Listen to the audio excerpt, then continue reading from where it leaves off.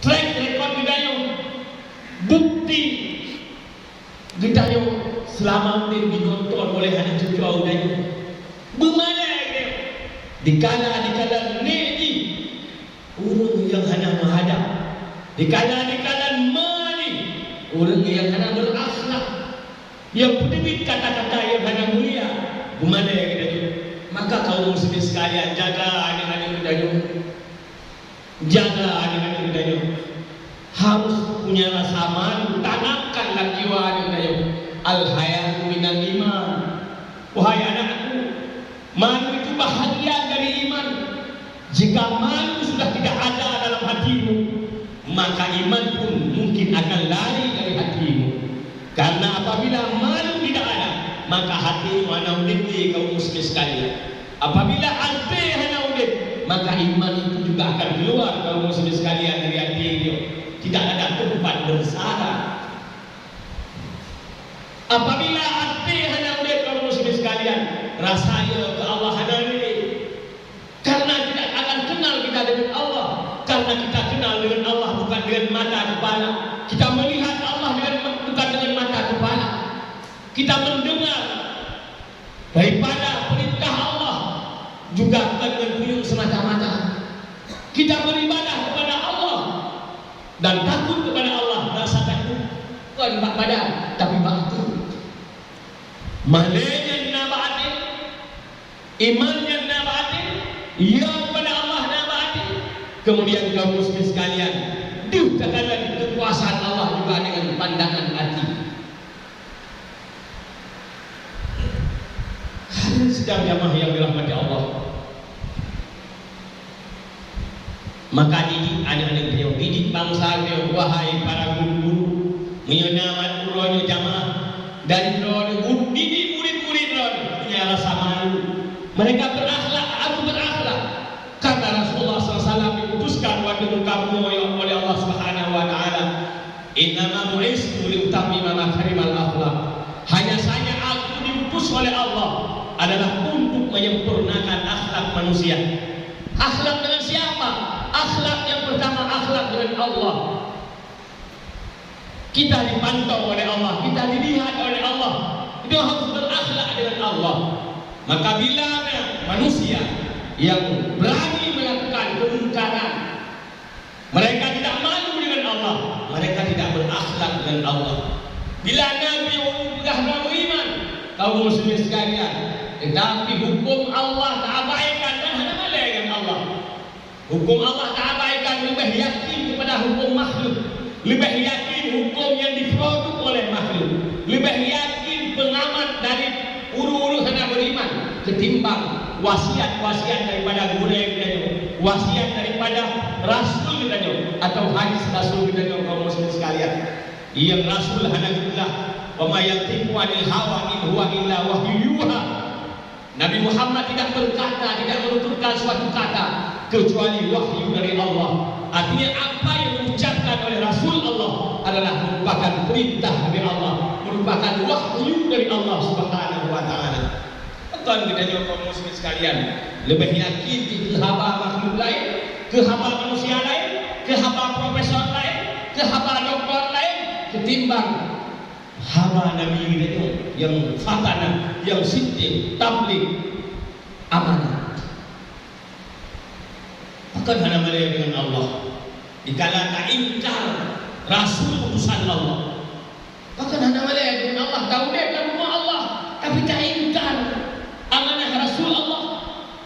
Tahu dia bukan rumah Allah, tetapi tak ingkar hukum-hukum Allah. Hanya menjunjung ayat-ayat suci, padahal ayat suci di atas ayat konstitusi. Hukum Allah adalah hukum yang positif, bukan hukum negatif. Urangnya kan kaum muslimin sekalian, hukum positif tak, hukum bentukan manusia. Menyana hukum positif, pastinya hukum negatif.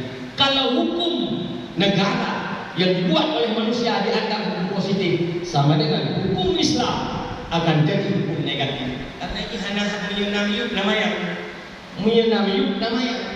Nah, urang nama nagrak tadi na positif na negatif. Bila hukum bentukan manusia sudah dianggap hukum positif, sama dengan hukum Allah sudah dianggap hukum negatif. Tidak malukah kita dengan Allah?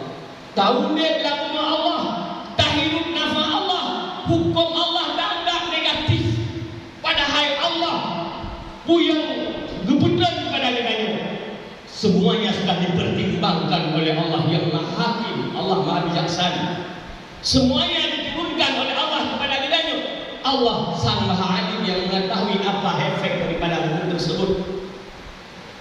Maka hidup kaum muslimin sekalian, orang yang beriman di nangronyo bengih hukum Allah. Orang yang sudah beriman di nangronyo kaum muslimin sekalian anti terhadap hukum Allah. Bengih kepada ulama-ulama yang menyampaikan perintah Allah. Bengih kepada ulama yang menyerukan untuk menegakkan hukum Allah. Bengih pada ajaran Islam termasuk ajaran khilafah. Di nangronyo kaum muslimin sekalian tanpa sadar sudah beriman tapi anti kepada khilafah. Pada khilafah itu ajaran Islam. Kaum muslimin sekalian hati-hati. Katanya kahir dan anti kepada ajaran Islam. Pada hukum Allah kan berarti hanya dia kafir dalam nangronyo. Bakalah silakan dia mendirikan hukum Allah, menegakkan khilafah. Hana terwakil dalam khilafah. Kaum muslimin sekalian ada pilihan dia kafir. Silakan. Laku dinukum waliyadin, agamamu bagiku, agamaku bagiku. Ada gelaran. Tetapi mereka pun harus punya akhlak. Udit lamu Allah harus berakhlak. Kehadiran dia kepada Allah bagi agama hamba-hamba Allah. Kaum muslimin sekalian. Jadi kita nyoba dulu. Yang pertama harus malai dengan Allah. Kemudian yang kedua malai dengan makhluk. Malai sesama hamba. Malu yang pertama malu dengan Allah, malu yang kedua malu dengan hamba. Karena yang malu dengan Allah akan bisa terjaga hati. Handajut sombong dengan Allah karena Allah Maha Baik.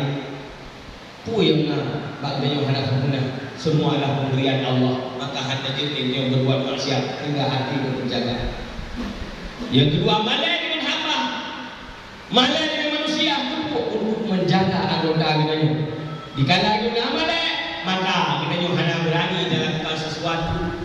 Artinya menjaga anggota Yohan dan itu yang mengganggu karena narat amalai, anda dicoba lagu karena narat amalai, anda dikun karena narat amalai, anda dibuka haba karena narat amalai, anda langkah pada tempat yang mengganggu karena narat amalai. Maka dikala narat amalai kaum muslim sekalian, yang pertama menjaga diri dengan Allah, jaga hati dengan Allah, semakin takwa kepada Allah. Kemudian dengan nama dengan hamba, maka dengan kaum muslimin sekalian bukan menjaga anggota yang maksud malu bahagia daripada iman. Kan mana yang budi, kadang mana yang budi kira bahagia iman, mana yang bukannya, mana berkata yang benar, mana yang nasihat kau. Ada orang yang jadi budak, kebutalan yang jadi budak malai. Bukan bahagia dan iman. Karena di kanan menyukai ilmu kebaikan, itu bahagia dan cinta dia kepada orang tersebut. Karena ada cukupnya orang beriman sebelum kita cinta saudara dia, lagi kita cinta saudara.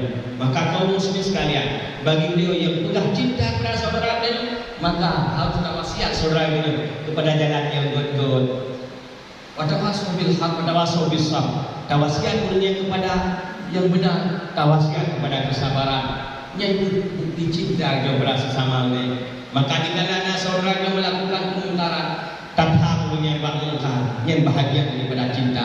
Di dalam saudara yang hendak melakukan kebaikan, tersenyum kepada kebaikan, itu bukti daripada rasa cinta kepada saudara kita. Di dalam adik yang melakukan kemungkaran, tanpa itulah bukti cinta kepada adik kita. Dikala rumah dia melakukan kemungkaran, tanha kepada kemungkaran, itu bukti cinta kepada rumah dia. Kan cinta membiarkan mereka melakukan mungkar, itu sama dengan tidak cinta dunia dan akhirat, bukan cinta karena Allah. Jadi dia yang cinta kepada rumah tapi kita biarkan melakukan kemungkaran, itu tidak cinta namanya. Bila dia cinta kepada keluarga, cinta kepada adik, tapi dia itu kita biarkan melakukan kemungkaran, maka itu bukan rasa, tidak ada rasa cinta kepada anak. Mudah-mudahan kaum muslimin sekalian semakin pura, semakin teotor dengan Allah Subhanahu wa taala. Karena semakin murah semakin kau dengan kuburan. Semakin murah semakin kau dengan kuburan. Kau semakin jauh. Tanya hodrip dengan mati. Kemudian hodrip kan banyak. Maka dikala berulang tahun seandainya yang berulang tahun seharusnya tafakkur, bukan bergembira ria, bukan bersenang-senang. Wadai ulang tahun dia untuk bertafakkur, untuk bermuhasabah. Taingan roh dekat doa dengan kurang itu yang kali kita persiapkan untuk menghadap Allah. Wal tadul nafsu ma qaddamat liqa. Apa yang hendaklah kamu periksa diri, apa yang telah kamu persiapkan hari esok. Maka mari kita bertafakkur dunali kebaikan ini dan dunali kejahatan ini. Hasibu qabla an tuhasab. Hisablah dirimu sebelum kamu dihisabkan oleh orang lain. Mudah-mudahan bermanfaat daripada apa yang kita sampaikan. Mudah-mudahan menjadi pelajaran kepada ulama sendiri dan kepada jamaah berbagi. Mari kita mau dalam pembacaan rukun doa khutbah, di mana kejanggalan atau ketinggalan mohon untuk